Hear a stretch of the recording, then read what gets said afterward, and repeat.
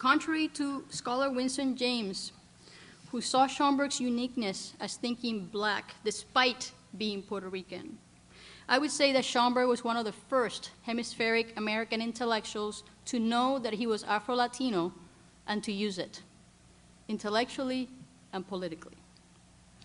In his Puerto Rican nationalist period, this meant the pursuit of racial equality within the emergent nationalist projects of Cuba and Puerto Rico. In his middle years as a black US citizen, it meant expanding the contours of who was considered a black American and incorporating the lives and struggles of all diasporic blacks to an expansive black republic of letters, where the most moral citizens would often be, for Schomburg, Afro-Hispanic Christians. In the post-1925 period, however, it goes deeper, producing what we can call an Afro-Hispanic turn, and which I will talk the most about.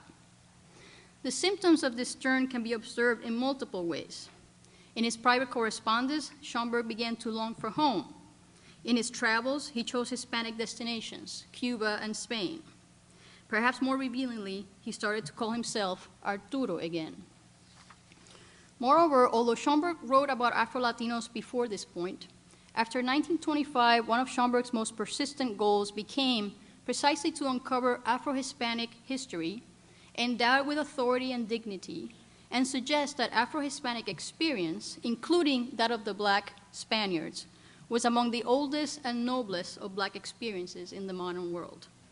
And although you don't name black nativism in this lecture, it seems to me that part of what you're saying is that Schomburg was a victim of it, and maybe after his questions, just you sort of think about or give us your take on how Schomburg might guide us through this contemporary moment where these kinds of questions about the changes of this country. I mean, America the United States is going through a period of Latinization.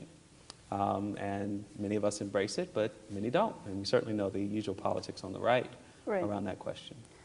Well, one of the, I think, an interesting moment that I think was somewhat lost was when in 2000, when this, finally the newspapers are saying Latinos have become the largest minority, overtaking blacks, and there were kind of headlines like that. It was a missed opportunity because it's assuming that there are no black Latinos.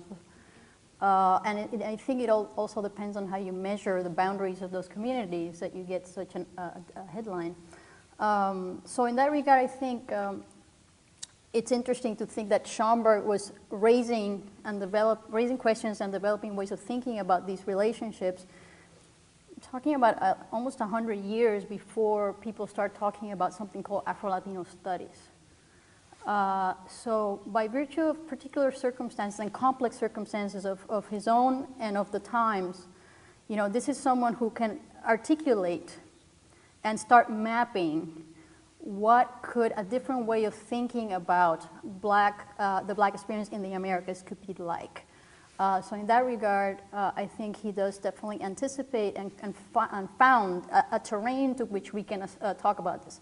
Now, what I was, something that struck me a lot is, and I try to convey today, is that his shifts were not only, or even not even primarily intellectual, purely intellectual, whereas he was more forcibly Afro-Latino or less, really dependent on a multiplicity of contexts. So it wasn't an identity issue, at least not a personal identity issue. It had more to do with being in multiple contexts, not necessarily in a synchronized way. So there was the Cuban context, there was the kind of Puerto Rico behind-the-scene context, there was a US context, and he was trying to negotiate his place in all those spheres and in all those spaces.